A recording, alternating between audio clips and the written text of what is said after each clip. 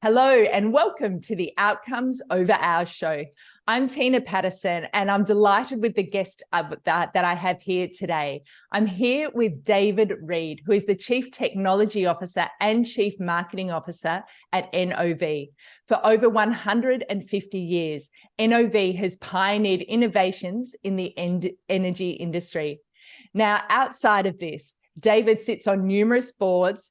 He's published many technical papers. He's founded industry groups in areas such as technology and diversity and inclusion, and also has patents in drilling systems and automation. Wow, that's a lot. So David, welcome to the Outcomes Over Hours show.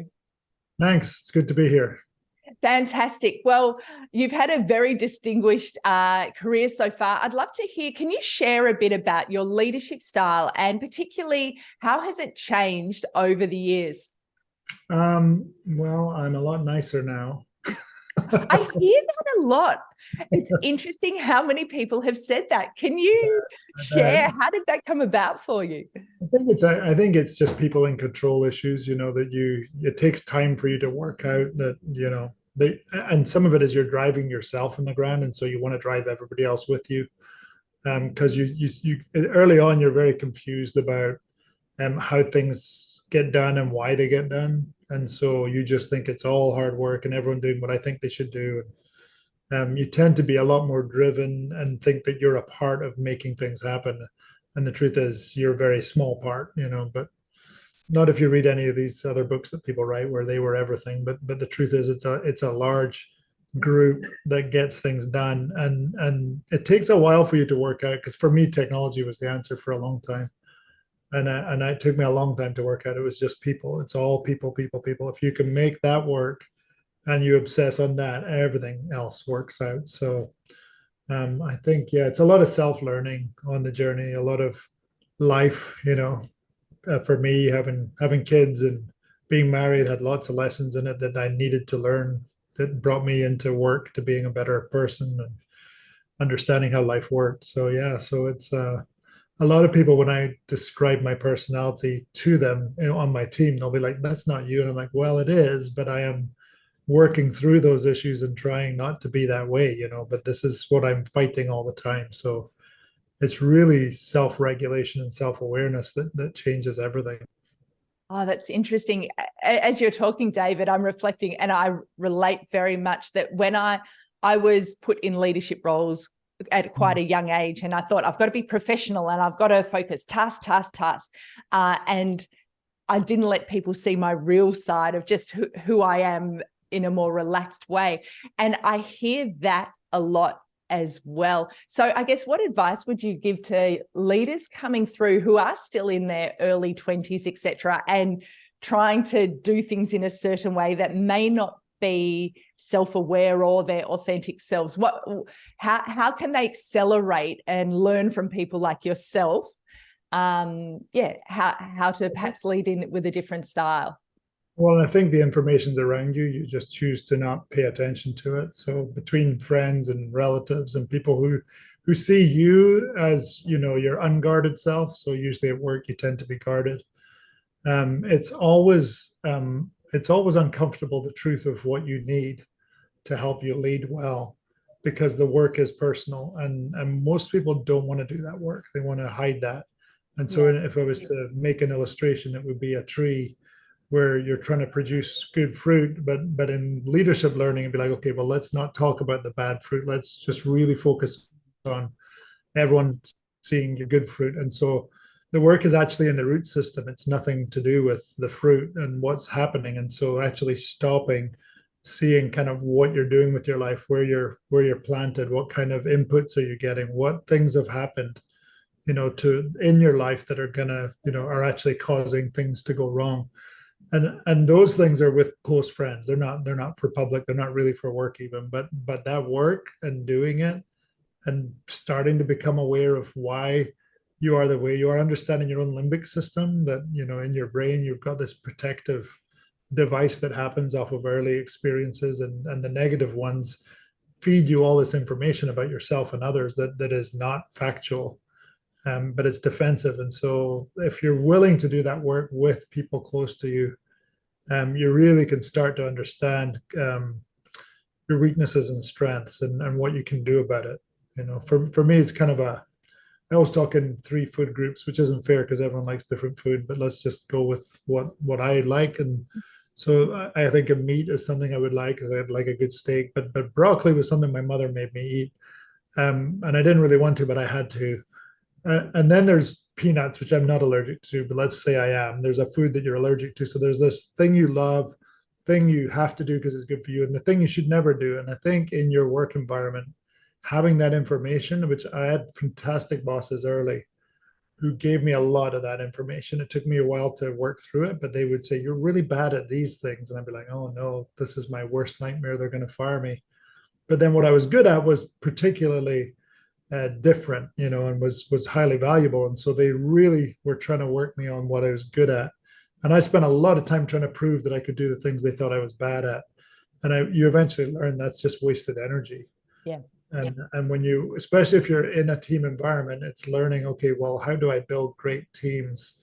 And it's not telling them what to do. It's really this journey. So all my time, over time, I got more and more and more into the lives of the people around me to work out, well, first of all, how am I doing? And now how do I get people to really follow me? Which early on, I had bosses who I wanted roles, and they say, you can't have that role. But I want you to have that role anyway, without the title and without the pay. And I'd be like, oh, so painful. And how will people listen to me? And they taught me to do things that cause you to know leadership before your time. And then you learn how to be followable as opposed to be the boss. Because I really have developed that opinion that it's really bad for you to have a lot of power or control early, because then you just exert your power and your control, and it's got nothing to do with that. It's to do with inspiring others and connecting to others and being someone who's going somewhere because of everyone, not because of your own career. People don't care about helping your career, and they'll do the work to get the money, but they will not. They won't grow personally. You won't grow. Yeah. And so I think of things now in use theory or growth theory. So either if you think you have people and you've got a task to get done, let's use those people to get the job done. Or I think, okay, well, I've got these people that I've been given and I have these jobs. How can I use the jobs to grow the people? And eventually you work out you can't grow any people. They have to grow themselves.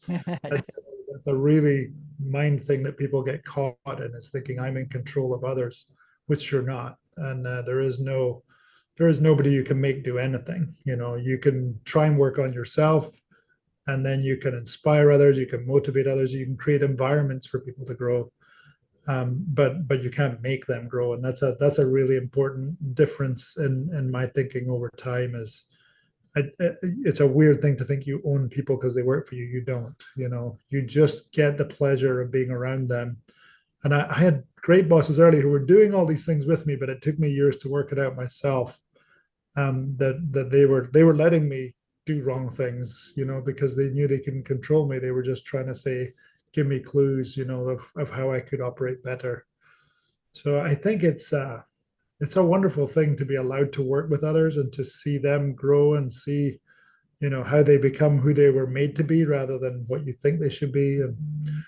And so the more I've had that, the more I've allowed, even with my structure and jobs and roles, I'll move roles with people just to get them where they belong and where they thrive. And then it may not even be with us. And so we don't get to control people. Maybe they're better places, another company or another business, but always having that open view that when someone moves, like someone else is coming, and there's going to be, and they'll be different. We won't ask them to do the same job as the last person.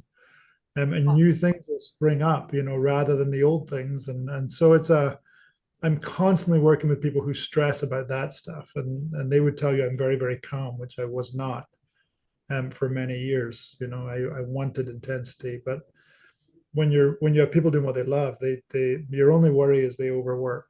That's your only job, is make sure they're not killing themselves doing this, and that they're working on things that bring them joy, and that they can, and they will do it. They'll do incredible things, and you'll achieve things no one else can imagine, because people are really starting to flourish in their talents. Oh, that is so inspiring, David. And I think what I see is I think a lot of leaders know it's important, but don't necessarily. It sounds like you're very deliberate in your thinking about each of your team members to go, hang on, what makes sense for them, as opposed to here's I just need you to do these tasks. And I think that's a really uplifted level of enterprise thinking, as well as, you know, thinking long term about how can you grow that person in their career. It's funny because I don't tell them all this. So it's not like which is one of the problems with some leaders, is they get enamored with their theories. And then their team has to go, yeah, but it's not true. So a week ago, I was talking on this an event, and a bunch of them were there, and they said, that is what you do. Like, we didn't even think about it, but you're trying to, and I do, like my direct reports, I'm always sitting in on their reviews with their direct reports, and it's a really dynamic environment. It's not a structured review. It's more of a, what is making you happy? What isn't making you happy? What did you love? What's working? What's not? And what are you dreaming of? And and we'll change jobs, and people can't believe it. By the end of a review, they have a whole different job description. And we're like, well, let's try that. And sometimes it doesn't work, and you're like, oh. Or sometimes I think, like, having employees, not having employees, most people think I need to have employees to be valuable in the world. And some people, they're so talented, the last thing they should do is have employees. They already have influence. Yeah. People will do anything they ask them to do. So we've played with that, and I've watched it over years where people will have employees. They don't like it because now they got to deal with, they're feeling sick, or they're having, what's their hours, what's their holidays, all that other stuff. And when they get released from that, they're like, oh, I get to just do my art. I get to do my thing. I get to, and so that's great to watch. And I had one of them just recently go. I came back to the office, and we were just catching up. And he goes, "So I'm enjoying adulting," and I was like, "What does that mean?" He goes, "I think it's time for me to have a team, and I'm really loving it. And I wouldn't have loved it before, but I love it now." And and it's just people growing and learning, giving them space to do what they need to do. But I love showing the stuff that our teams do, just because it's untouchable by others. Like, people can't replicate what we do. They try to. It's too expensive, and you pay people and they still don't get that genuine connection. So oh, absolutely. Well, building on this, I'd love your thoughts on leadership in today's world. And if you think about the next decade or so, where we used to be 5 days in an office together, where now most companies are some form of hybrid or even fully remote, where we're not all in the office together. What are the leadership skills that you think that leaders where they need to adapt, and what skills from a leadership standpoint do you think people need to amplify when you're not all face-to-face all the time?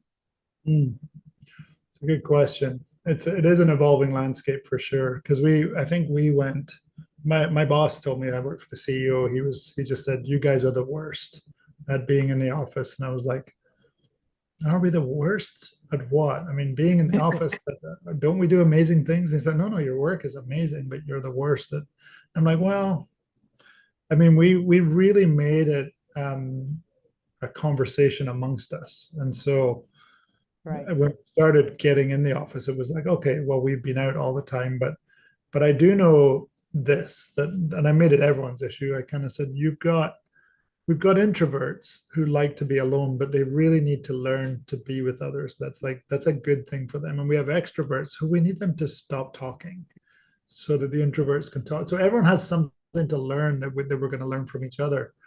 And it's really hard to build culture and community and connection through a screen, and so that's a challenge. And so we did work on it. We worked on a range of hours and expectations. People want a lot more time with their kids. Everyone's driving their kids to school. We allow you to be, like, it's, if you have to do that, let us know. Like, I'm in a car right now in a line to pick up my kid, just so you know what we're dealing with. So there's things we've done there where it's just adjusting, but I think it's really releasing control and trusting people, and that's not natural for us, because you have to create an environment where people are more trustworthy than when you're not in the room. But I have no doubt that my team overworks, and I'm constantly working it. So I think it's that the learning to trust others and correct, in healthy ways. Some people more dysfunctionally will correct a whole organization because a person, isn't doing something they should do. And it's just because it's easier for them rather than dealing with the individual. So I know, like with our social media strategy and what we're doing, and I never told our leadership team anything about it because none of them are on social media, so it was no need to tell them. So we had live shows and all sorts of things going on, and we hired a guy from Meta from Facebook as we know it, and he wanted to know our social media strategy, which was hilarious because I now had to tell everyone, including the leadership team, what we do, and they didn't know. It's very effective, and we talked about it, and they were all excited. And then the board was asking, well, wait a minute, what are you doing with employees? How do you manage that when they're out in social media? And I said, well, it's pretty simple. We trust them. And there was the funniest thing because these are all, company leaders, and they're all saying to each other, trust. Huh. Like it was like something they'd never thought of. And I'm like, well, we trust them now with the brand, like they represent us all the time. It's just an extension of that. But that is a lot harder for people. And when you don't understand people's motivations, when you don't have that understanding of humanity and how it works, and I mean, there are fundamentals in understanding that there aren't really people who fail. There's just people who are either in a learning process or in the wrong place. And if you get to that, it becomes a lot easier. But we've found a lot of less functional leaders in our teams are the ones who just have to control, and Yeah. and so I think that's the hard thing, because when you're a leader, you're naturally think you know what to do all the time. You think you know the answer, and it's really hard to quiet that voice, Yeah. and not say what you think and let things happen or let things go wrong a little bit, in a more controlled way. Like it's let people have responsibility with less potential damage, but just to see, what do they like? Does it work here? And most people feel like they don't have time for that, and they can't, all the deadlines are on their back. But I was that way for a long, long, long time. And I think learning to take your hands off the wheel a little bit and know that it's Yeah. going to be okay is a skill, believe it or not, for leaders, because Absolutely. it's going against a natural tendency to control. Yeah, amazing.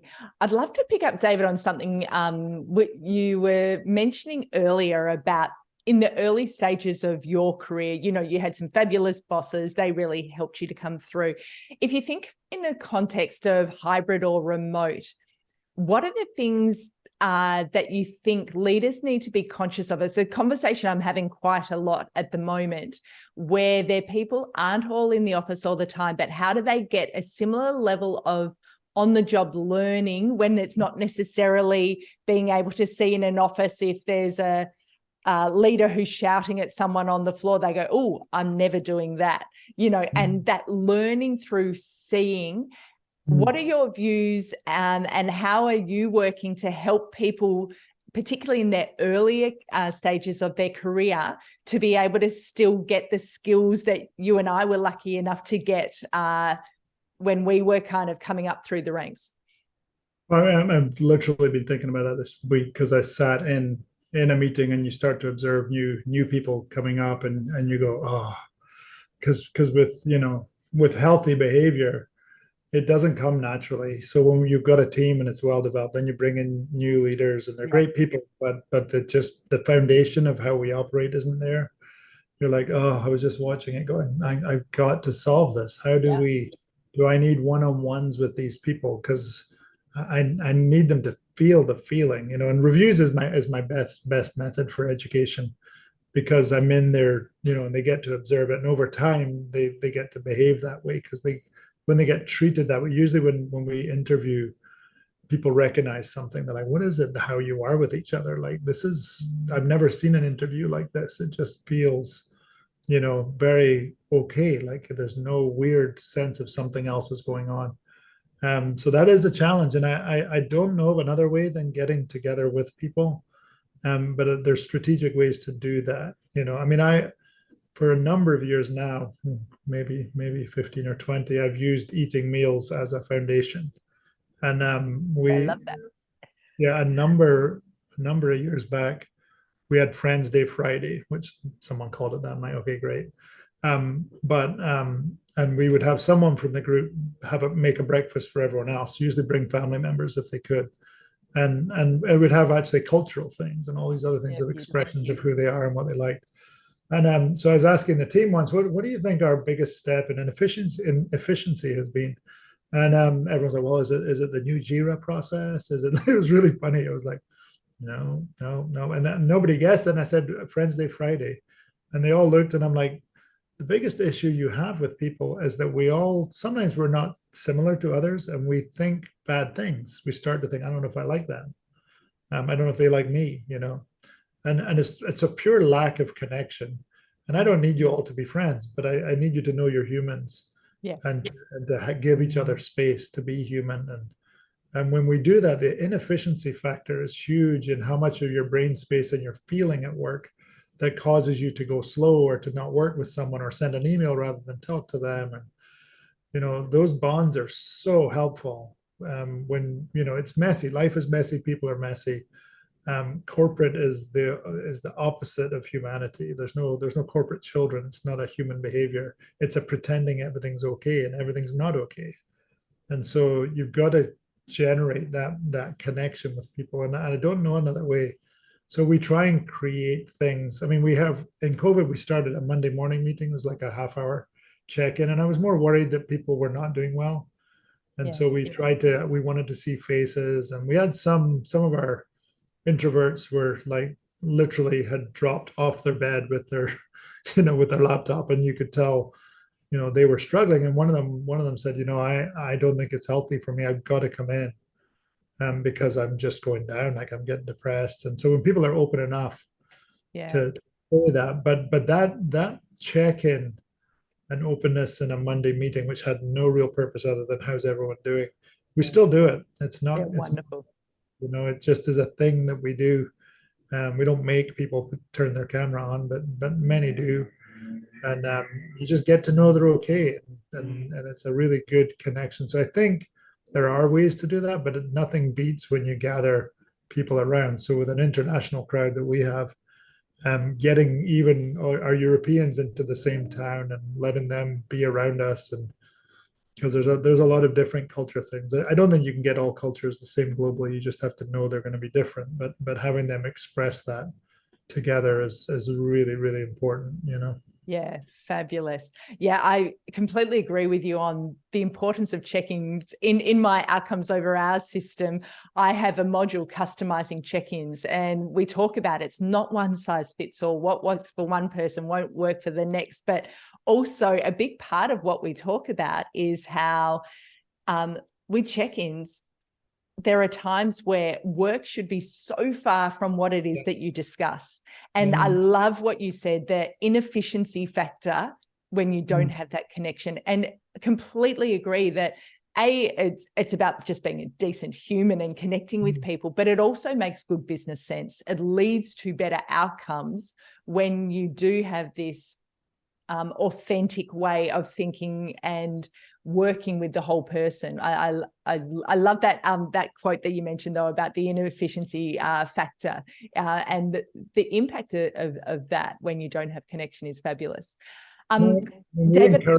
we encourage in-house, like if you're up for it, having people to your house, which is something that never used to be normal, but we do that. We go to each other's. I think in the middle of COVID, I started anyone with kids. I'm like, if you want to come over and swim with the kids, and we can talk and be Yeah, spaced out, gorgeous. but that can happen well. So I think the more I see those things, the more I'm like, yes, we've Yeah. got to know our kids' names. We've got to know what's going on with each other. Yeah.